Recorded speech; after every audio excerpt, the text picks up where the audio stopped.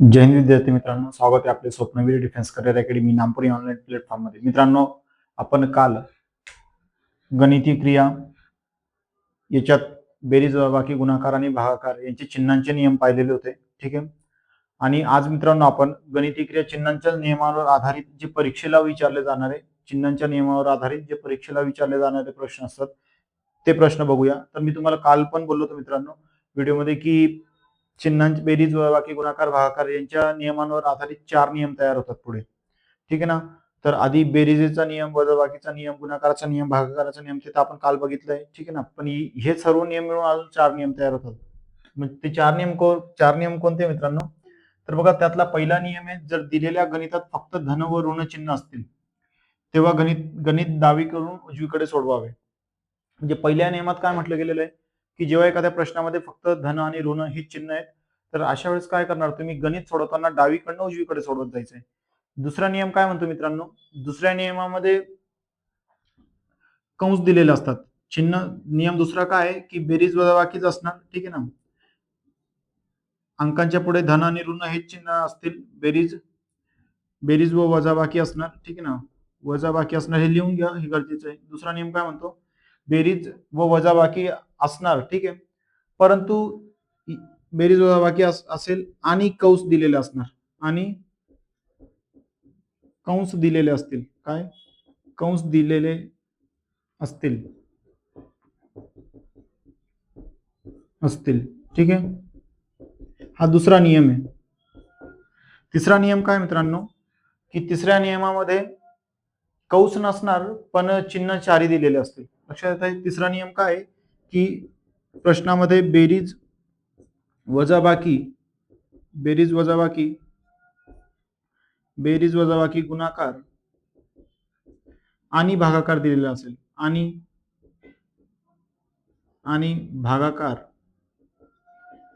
भागाकार दिलेला असेल व कंस नसतो. ठीक आहे. व कंस नसतो. ठीक आहे. तर मित्रांनो, तिसरा नियम काय आहे की तिसऱ्या नियमामध्ये तुम्हाला कसे प्रश्न दिलेले असणार आणि हे प्रश्न परीक्षेला येतातच की बेरीज वजाबाकी गुणाकार आणि भागाकार हे चारही चिन्ह असतील, चारही क्रिया करायच्या आहेत तुम्हाला, परंतु त्या प्रश्नामध्ये कंस नसेल तर यालाच काय म्हणतात मित्रांनो? यालाच काय म्हणतात? पदावली. काय म्हणतात? पदावली म्हणतात याला. आणि या पदावलीमध्ये काय करावं लागतं? आपल्याला स्वतः कंस टाकावा लागतं.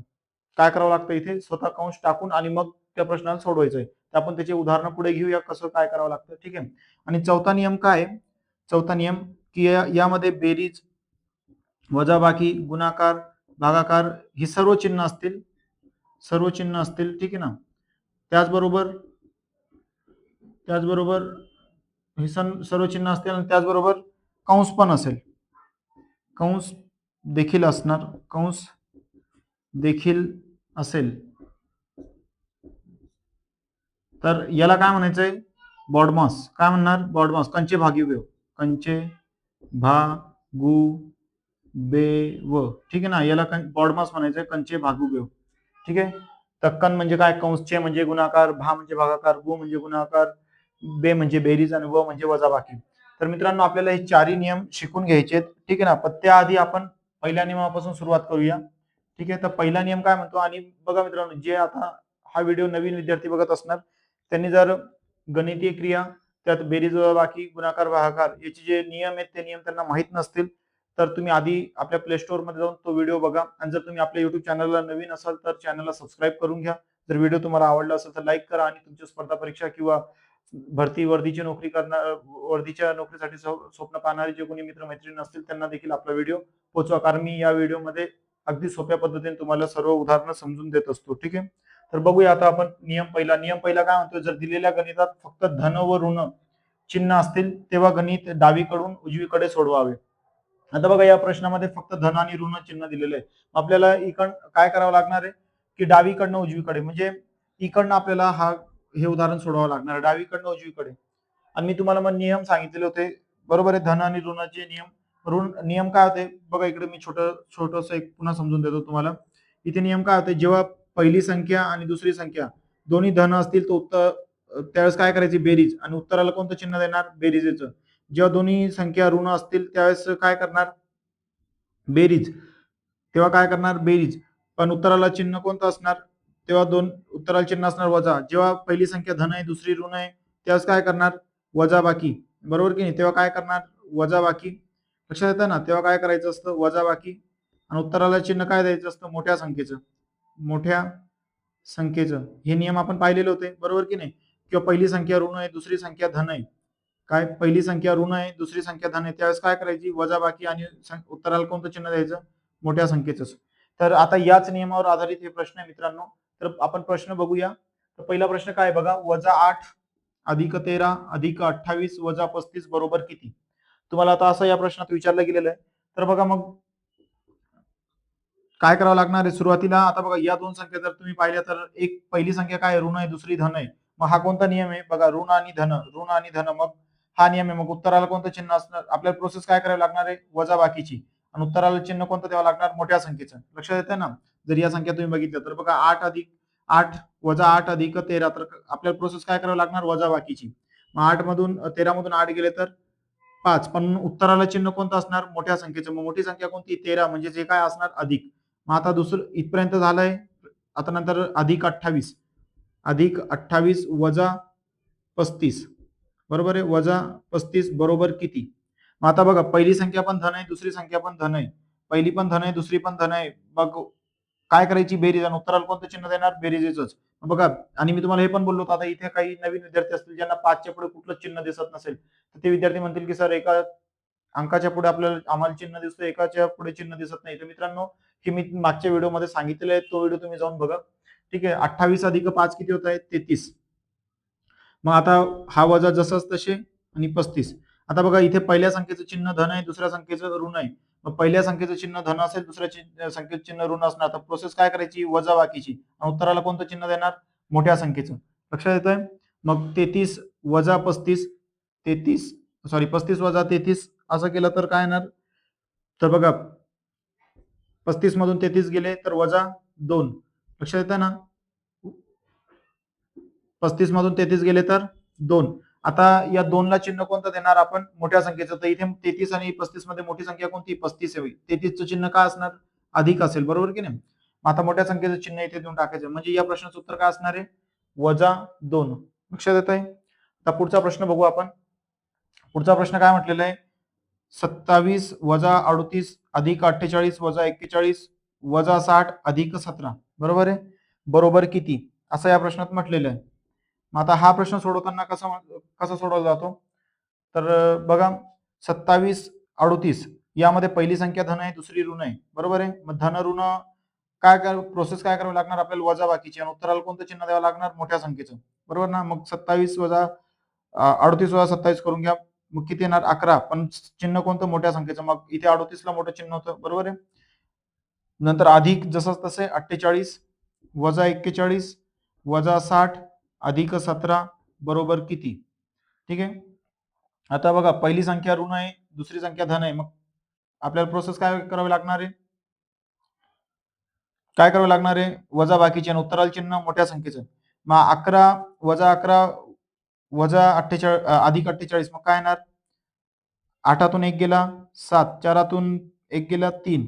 आणि संख्या कोणती, इथे मोठी संख्या कोणती आहे, अधिक आहे, म्हणून हे 37 असणार. नंतर वजा 41 वजा 60 अधिक 17 बरोबर किती, बरोबर आहे. मग 27 अधिक पहिली संख्या धन आहे दुसरी ऋण आहे. बघा पहिली धन आहे दुसरी ऋण आहे. उत्तराला प्रोसेस काय करायची, वजा बाकी. उत्तराला कोणतं, मोठ्या संख्येचं चिन्ह. मग 37 आणि 4 41 होता, बरोबर आहे, 41. मग पण चिन्ह कोणतं द्यायचं, मोठ्या संख्येचं. मग मोठी संख्या 41 होती म्हणून वजा 4. नंतर वजा 60 अधिक 17 बरोबर किती. तर बघा आता इकडे लक्ष द्या. आता या ठिकाणी दोन्ही संख्या ऋण आहेत. मग आपण इथे काय करणार, बेरीज. पण संख्येला चिन्ह कोणतं, वजा, बरोबर ना. मग 60 अधिक 60 धन ऋण ऋण धन होत आहे, म्हणजे 60 अधिक 4 किती होतात, 64. पण चिन्ह कोणतं, वजा, म्हणून वजा 64 अधिक 17 बरोबर आहे. मग आता 64 मधून 17 काढले, मग 14 मध्ये 4 हा 4 हा 7पेक्षा लहान आहे, म्हणून शेजारच्याकडनं एक घेतलं, संख्या तयार होणार 14, बरोबर आहे. मग 14 मधनं 7 गेले, 7 उसने जो घेतलेला तो वापस करून देऊ आपण. मग हा 1 आणि तो उसने घेतलेला तो 2. मग 6 मधनं 2 गेले तर किती येणार, 6 मधून 2 गेले तर 4, बरोबर आहे. आता चिन्ह कोणतं द्यायचं मित्रांनो? 47 पर्यंत तर आपण पोहोचलेलो, पण चिन्ह कोणतं द्यायचं बघा. पहिली संख्या ऋण आहे, दुसरी संख्या धन आहे. पहिली संख्या ऋण आहे, दुसरी संख्या धन आहे. मग आपण इथे काय करायची? वजाबाकीची प्रोसेस. मग आपण वजाबाकी केलेली, बरोबर आहे. पण उत्तराला कोणतं चिन्ह द्यायचं? मोठ्या संख्येचं. मग आता इथे बघा 64 ही मोठी संख्या आहे ना, त्याचं चिन्ह काय? वजा. म्हणून उत्तराला कोणतं चिन्ह द्यायचंय? वजा. ठीक आहे. मग उत्तर काय आलं फायनल? वजा 47. लक्षात येतंय मित्रांनो? आता मी तुम्हाला एक प्रश्न अशाच प्रकारचा देतो. तुम्ही त्या प्रश्नाचं उत्तर मला कमेंटमध्ये सांगायचंय. ठीक आहे ना? हे लिहून घ्या. एक प्रश्न मी तुम्हाला अजून देतोय, त्या प्रश्नाचं उत्तर तुम्ही मला कमेंटमध्ये सांगा काय असणार.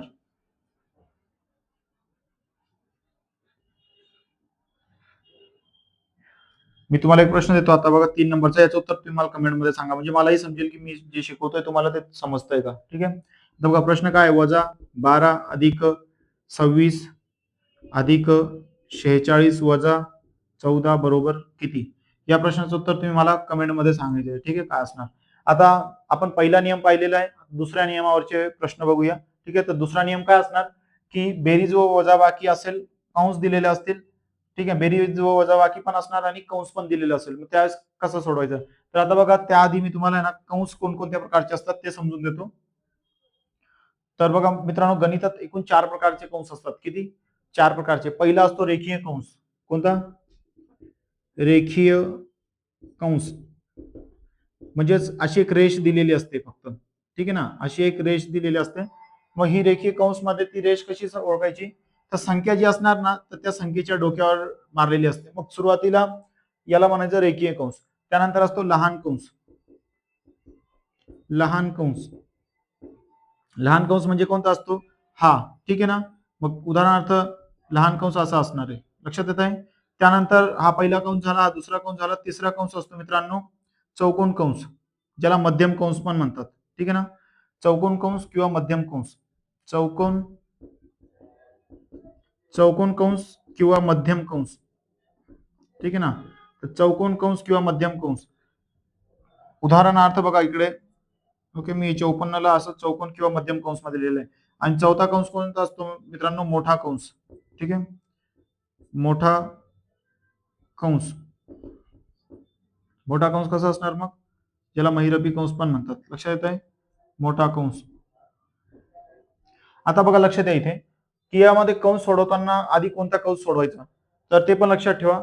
बघा सुरुवातीला 1 नंबरला हाच कंस सोडवायचा, 2 नंबरला हा कंस सोडवायचा, 3 नंबरला हा कंस सोडवायचा, 4 नंबरला हा कंस सोडवायचा. पण बॉडमास मध्ये कंचे भागीव्यूह मध्ये जो सर्वात आधी मधला कंस असेल ना, सुरुवात तिथून करावी लागते. ही पण गोष्ट लक्षात ठेवशाल. लक्षात येत आहे? आता हे 4 प्रकारचे कंस लिहून घ्या. मग आपण नियम 2 ज्यामध्ये बेरीज व वजाबाकी चिन्ह असतील फक्त आणि कंस दिलेले असणार. मग त्यावरचे उदाहरण बघूया.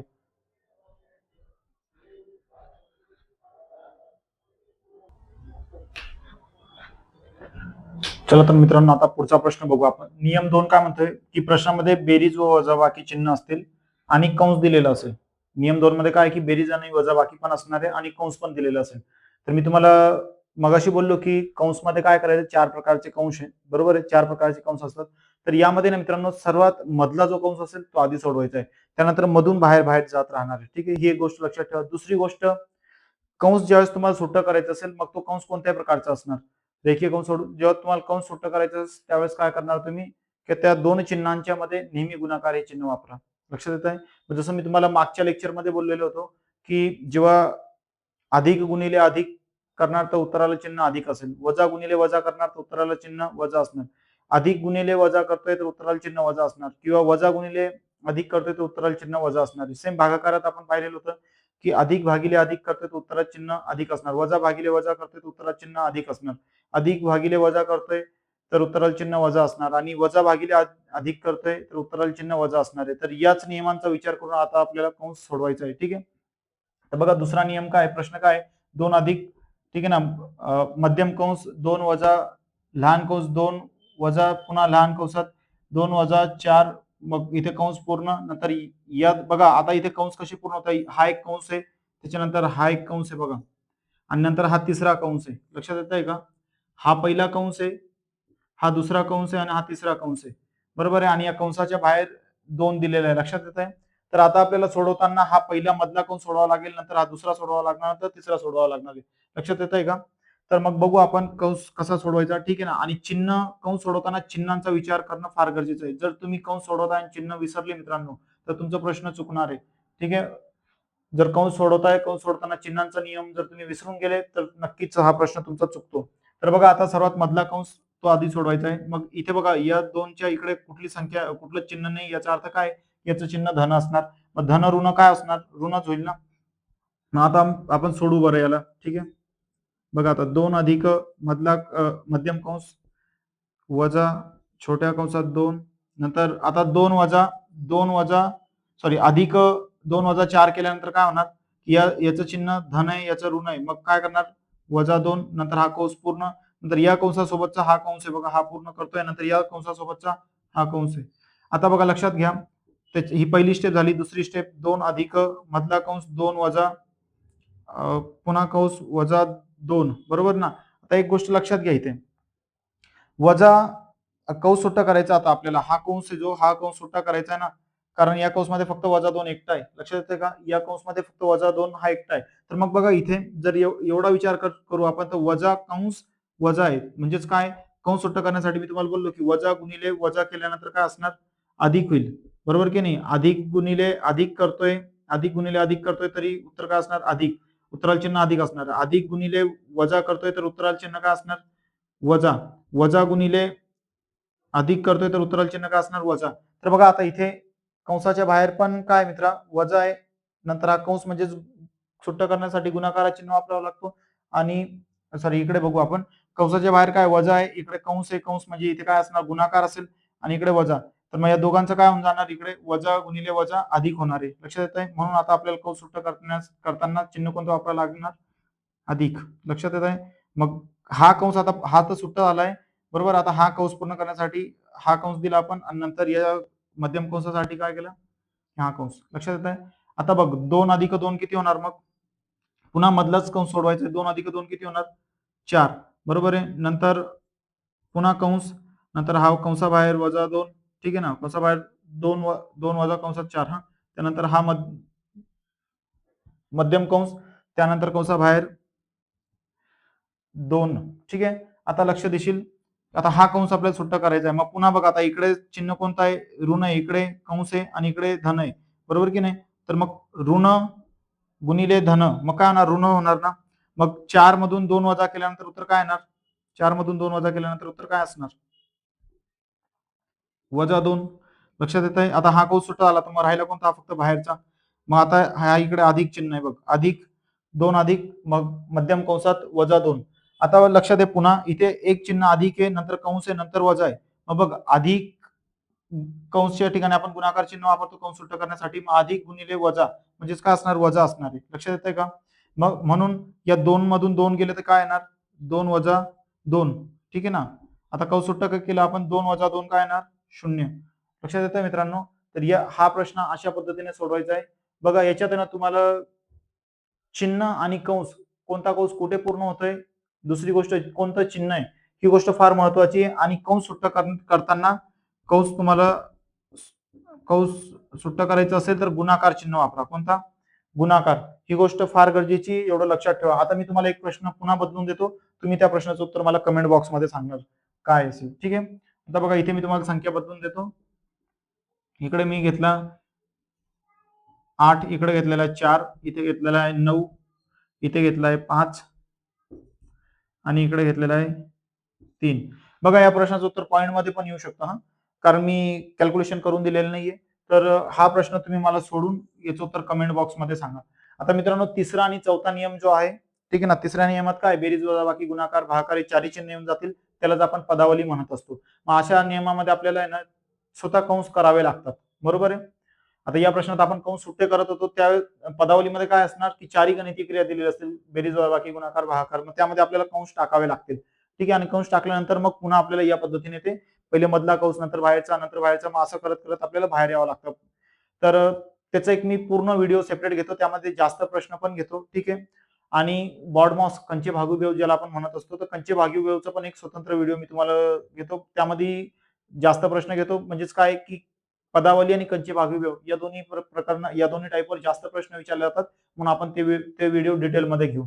ठीक आहे मित्रांनो, जर व्हिडिओ तुम्हाला आवडला असेल आणि तुम्ही युट्यूब चॅनलवर नवीन असाल तर आपल्या चॅनलला सबस्क्राईब करा आणि तुमचे जे भरती करणारे मित्रमैत्रिणी असतील त्यांच्यापर्यंत हा व्हिडिओ नक्कीच पोहोचवा. आज इथेच थांबूया. जय हिंद, जय महाराष्ट्र.